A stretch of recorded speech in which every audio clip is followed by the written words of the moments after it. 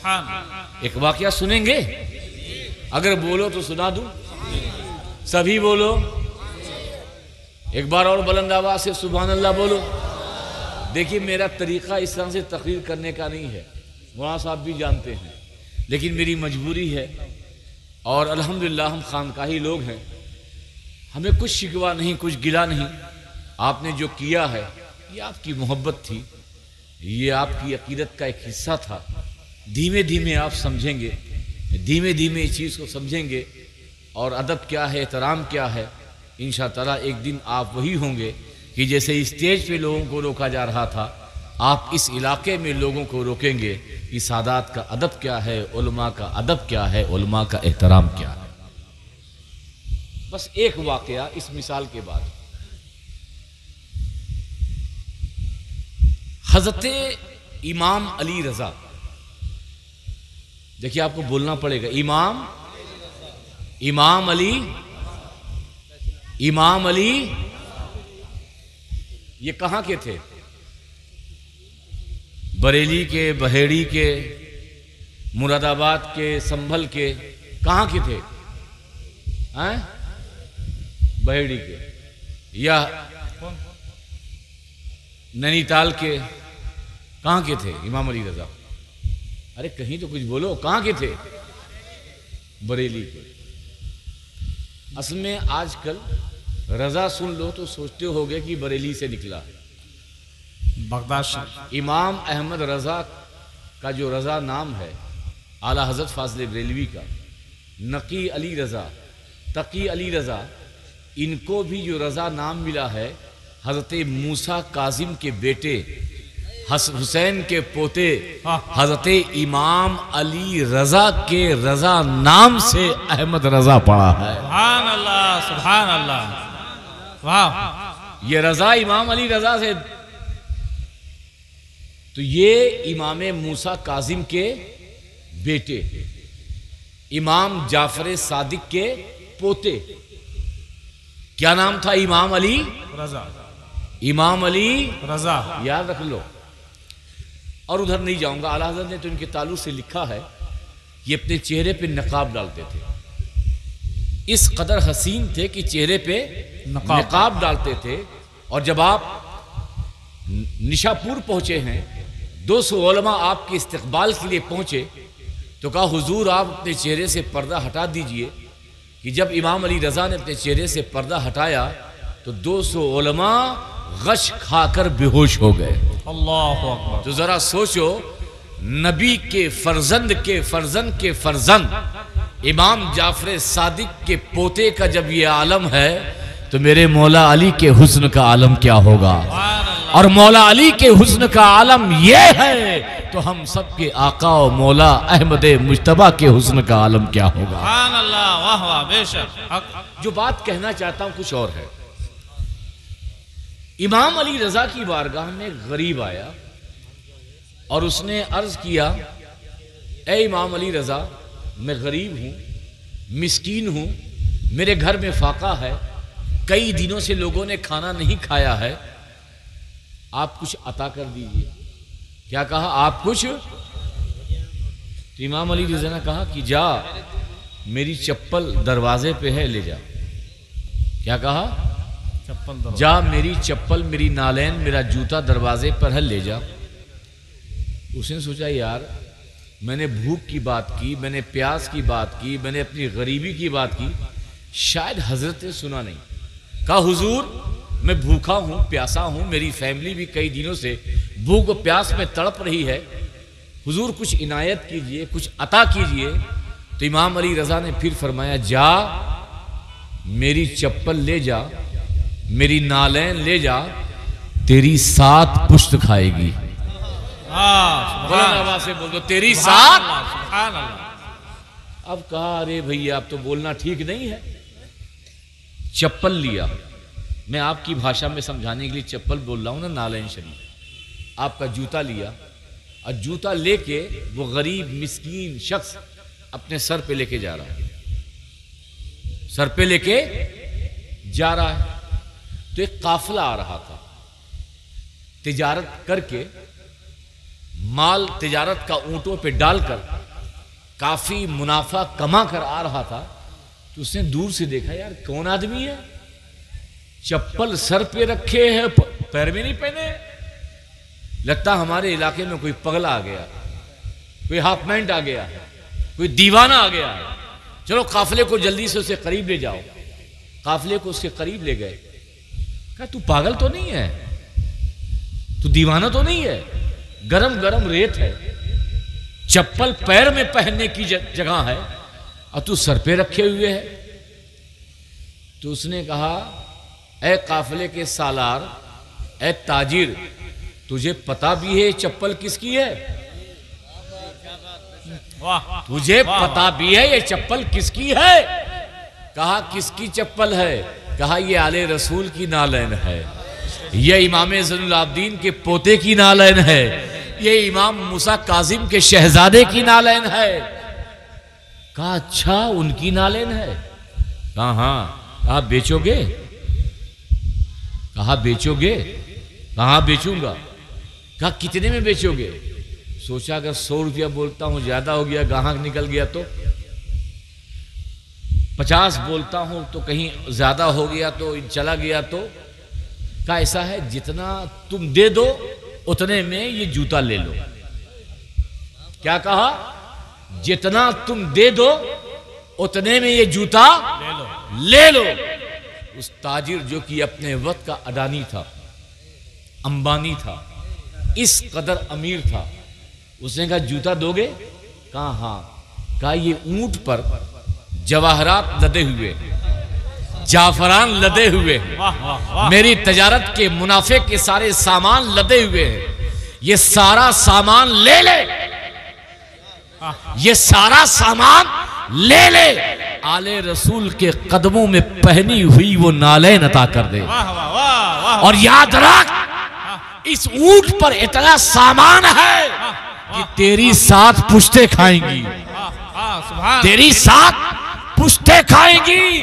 तो उस गरीब ने कहा, वाह इमाम अली रजा, आपने जब जूती दी तो कहा 7 पुश्ते खाएंगी, और लेने वाले ने भी जब खरीदी तो कहा 7 पुश्ते खाएंगी। वाह वाह, सुभान अल्लाह, सुभान।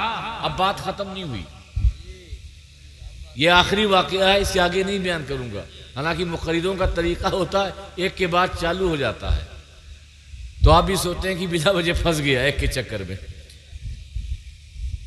तो ये घर नहीं गए, ये जो ताजिर थे, जो बिजनेसमैन थे, अपने घर नहीं गए, सीधे इमाम अली रजा की बारगाह में आए।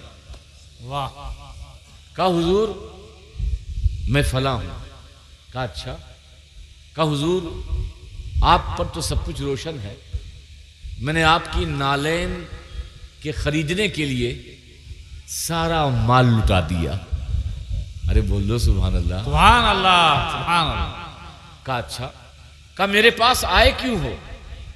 कहा हुजूर आया इसलिए हूं, अब मैंने माल लुटा दिया है, बस अपना नौकर बना लीजिए, अपना खादिम बना लीजिए, अपना गुलाम बना लीजिए, आपका बिस्तर लगाऊंगा, आपके लिए वजू के लिए पानी लाऊंगा, आपके घर में जारूब कशी करूंगा, झाड़ू लगाऊंगा, आपकी खिदमत करूंगा, आपका पैर दबाऊंगा, आपका सर दबाऊंगा। हुजूर इनकार मत कीजिए, सब कुछ लुटा दिया है, बस इस बात की इजाजत दे दीजिए कि मैं आपका खादिम बनकर, आपका नौकर बनकर आपके दर पर जिंदगी गुजार दूं। इमाम अली रजा ने कहा अच्छा कोई बात नहीं, अगर तेरे दिल में मेरी गुलामी के लिए सोच रहा है तो ठीक है, मैंने तुझे अपना गुलाम बनाया। अब क्या होता है वो सुनिए। कुछ दिन वो गुलाम रहा, वो ताजिर गुलाम बन के जिंदगी गुजारी। तो एक दिन ऐसा आया, इमाम अली रजा ने, बहुत वक्त के फकीह और मुहद्दिस थे, शागिर्दों को पढ़ा रहे थे, हदीस का आखिरी दर्स था। तो उन्होंने इस खादिम से कहा कि देखो मैं हदीस का आखिरी दर्स दे रहा हूं, किसी को आने मत देना, कोई कैसा भी हो उसको लौटा देना, कल बुलाना, कह देना कि आज हजरत मसरूफ है, आज बच्चों को तालीम दे रहे हैं। ये दरवाजे पे गेट पे बैठ गए। और हादसा भी देखिए होता है कभी कभी ऐसे मौके पर। अब ये जैसे पढ़ाने लगे इमाम अली रजा तो फौरन 10-15 आदमी का एक काफिला आ गया। काम है इमाम अली रजा से मिलना है। कहा तुम नहीं मिल सकते। होता है ना, आजकल पीर साहब आते हैं तो बहुत से लोग तो पीर साहब से मिलने ही नहीं देते और उनका जवाब ये होता पीर साहब आराम कर रहे हैं, पीर साहब आराम कर रहे हैं। और पीर साहब अंदर से ये परेशान है कि मुरीद लोग कहां गायब हो गए हैं। अरे भाई, पीर साहब को अगर आराम करना ही था तो घर से बेहतर आराम की जगह थी नहीं। वो तो आए हैं आपकी परेशानियां दूर करने के लिए, वो तो आए हैं आपके लिए दुआएं करने, वो तो आए हैं आपका दुख दुखड़ा सुनने के लिए। हाँ, कुछ वक्त आराम के लिए होता है, मगर मैं समझता हूं कि जो पीर होता है वो अपने चाहने वालों को अपने दर से भगाता नहीं, बल्कि उसके दिल में जो दर्द होता है उसके सुनने के लिए वो बेताब रहता है। सुभान अल्लाह, सुभान अल्लाह। अब वो भी सोचा कि भाई ये कैसा मुरीद है, कैसा गुलाम है। कहा हमको मिलना है। कहा नहीं मिल सकते। कहा भाई हमारी प्रॉब्लम तो समझ, हम बहुत दूर से आए हैं, तू अजीब आदमी है, पर 2 मिनट का टाइम दे दे, हजरत से मिलना है 2 मिनट। कब प्रॉब्लम क्या है? कहा प्रॉब्लम यह है कि हमारे इलाके में बाढ़ आ गई है, हमारे इलाके में बाढ़ आ गई है, बाढ़ का पानी हमारे मोहल्ले में आने वाला है, हमारे मवेशी मर जाएंगे, जानवर मर जाएंगे, घर गिर जाएगा, फसलें बर्बाद हो जाएगी। हम आए हैं काले रसूल की बारगाह में, अगर ये दुआ कर देंगे तो शायद कि ये परेशानी इनकी दुआओं की बरकत से दूर हो जाए। अच्छा बताओ, उस गांव में मस्जिद नहीं रही होगी? अल्लाह नहीं था वहां? था कि नहीं? जिस गांव से वो आए थे वहां अल्लाह था कि नहीं? अल्लाह तो हर जगह है। तो फिर यहां क्यों आए? इतनी दूर क्यों आए? उनका आना बता रहा है कि अल्लाह तो हर जगह है, सुनता सबकी है, मगर उसकी ज्यादा सुनता है जो अल्लाह के महबूब होते हैं, उनकी ज्यादा सुनता है जो अल्लाह के मकबूल होते हैं, उनकी भी अल्लाह सुनता। मगर इमाम अली रजा की बारगाह में आए, कहा यहाँ जल्दी सुना जाएगा, इसलिए इमाम अली रजा की बारगाह में गुजारिश करो, अल्लाह ताला सुन लेगा, बाढ़ से हम सबको निजात मिलेगी। कहा भाई मामला ये है, प्लीज 2 मिनट का टाइम दे दो। अब तवज्जो है, आखिरी बात है बस। कहा प्लीज 2 मिनट का टाइम। अब ये पीर का हुक्म था, आका का हुक्म नहीं मिल सकते। अजीब मलंग आदमी है, अजीब गुलाम है, अजीब चौकीदार खादिम है। फिर उन्होंने कहा, अब इस गुलाम को जोश आ गया, गुलाम को जोश आ गया। कहा अंदर जाने की जरूरत क्या है? वाह, बोल दो। वाह वाह वाह वाह। कहा अंदर जाने की जरूरत क्या है? जाके दरिया से कहना, इमाम अली रजा की इस गुलाम का वास्ता, ए दरिया तो रास्ता बदल दे। वाह वाह वाह, क्या बात। ए दरिया तू रास्ता बदल दे। वो भी अहले अकीदत थे, अहले निस्बत थे, थोड़ी सोचते कि तू क्या, तेरी औकात क्या, फौरन चले गए। जब गए, इधर दर्स खत्म हुआ, ये अंदर गए। कहा कुछ हुआ क्या? इमाम अली रजा ने पूछा कुछ हुआ क्या? कहा हुजूर आप अजीब फंसा देते हो। कहा क्या हुआ? पूरा वाकया बताया। कुछ लोग आए थे, आपसे मिलना चाहते थे, आपने इजाजत नहीं दी। जब वो बहुत मजबूर उन्होंने कर दिया, मैंने खुद से नहीं कहा, मैं उनकी परेशानी देखकर जोश में आकर मेरे मुंह से निकल गया। जाके इमाम अली रजा के इस गुलाम का वास्ता दरिया से कहना, ए दरिया तू रास्ता बदल दे। तो जानते इमाम अली रजा ने कहा, क्या कहा? कहे गुलाम तुझे तो अपने सर की हकीकत का पता ही नहीं है।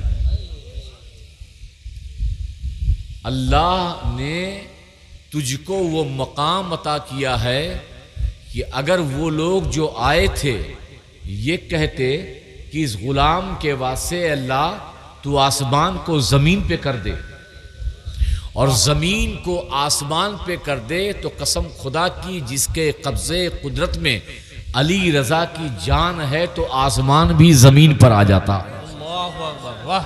अब पूरी तवज्जो, इस गुलाम को ये मुकाम मिला कहां से? इस गुलाम को ये दर्जा मिला कहां से? और वाकया हुआ भी कि वो गांव वाले जब वहां गए और कहा कि इमाम अली रजा के इस गुलाम के सर का वास्ता, ए दरिया तू रास्ता बदल दे, तो हुआ भी ये कि दरिया ने जैसे ही ये सुना कि इमाम अली रजा के इस गुलाम के सर का वास्ता, तो दरिया का रास्ता जो इधर था सुन करके उसने रास्ता उधर बदल दिया। वाह, सुभान अल्लाह, सुभान अल्लाह। अब आप देखिए, सब कुछ आले रसूल अल्लाह के वलियों के कदमों पे कुर्बान किया, जारूद कशी के लिए तैयार हुए, तो वो सिर्फ गुलाम नहीं रहा, बल्कि अल्लाह ने उसकी जबान में भी तासीर अता की। बेशक, सुभान अल्लाह। आप सोचते होंगे वो ताजिर था कौन जो गुलाम बना? वो ताजिर कौन था? जो अपने वक्त का अदानी था वो कौन था? जो अपने वक्त का अंबानी था वो कौन था? जो इमाम अली रजा की जूतियों को खरीद कर विलायत की सल्तनत का बादशाह हो गया। और ऐसा हो गया कि कादरी सिलसिला बगैर उसके गौसे आजम तक पहुंचता ही नहीं। गौसे आजम के ऊपर तक पहुंचता ही नहीं, यानी मौला अली तक बगैर कादरी सिलसिला उस शख्स के पहुंचता ही बीच में वो है। अगर वो ना होता तो मौला अली तक ये सिलसिले कादरिया उस वास्ते से पहुंचता नहीं। जानते उस गुलाम का नाम क्या है? पता है? हाँ नहीं बोलो ना। नहीं पता तो बोलो नहीं। पता है? उस गुलाम का नाम जो वक्त का ताजिर था, दुनिया उसे इमाम मारूफ करखी के नाम से जानती है। उठाओ सिलसिले रिजविया, सिलसिले अशरफिया, सिलसिले कादरिया, सिलसिले निजामिया, साबरिया, जितने भी सिलसिले के शजरों की किताब उठा के देखोगे तो हजरत मारूफ करखी का नाम सरे फहरिस्त नजर आएगा। आखिरकार ये फैज, ये मुकाम, ये स्टेटस, ये दर्जा मिला कैसे? तो तुम यही कहोगे कि इमाम अली रजा के घर की नौकरी करके अल्लाह ने ये मुकाम अता किया। बेशक। नारे तकबीर, नारे रिसालत, फैजान औलिया इकराम, फैजान अख्तर हुसैन साहब किबला। इसलिए उर्से अख्तरी में आए हो, यहाँ के गुलाम भी आका होते हैं। ये जात वो है कि हज़रत मारूफ करखी ने जूता खरीदा, तो ये जात वो है कि जिसने सरकार कला की नालेन को उठाया है। तो गुलामों के अंदर भी वो पावर आते हैं, अगर आका की निगाह अपने गुलामों पे पड़ जाए, आका के मकबूल हो जाए, यहाँ पे भी वो नेक तमन्नाएं पूरी होती हैं, क्योंकि ये भी अल्लाह के वलियों के महबूब होते हैं, पसंदीदा होते हैं। और एक सिलसिला चलता है जो मौला अली आका करीम तक पहुँचता है, और फिर वो अल्लाह की बारगाह में आपकी दुआएं आरजुओं की शक्ल में मुकम्मल होती है। अल्लाह की बारगाह में दुआ है कि अल्लाह तबारक तआला हमारा यहाँ आना कबूल फरमाए, और बहुत ही मेहनत हमारे कारी शरीफ साहब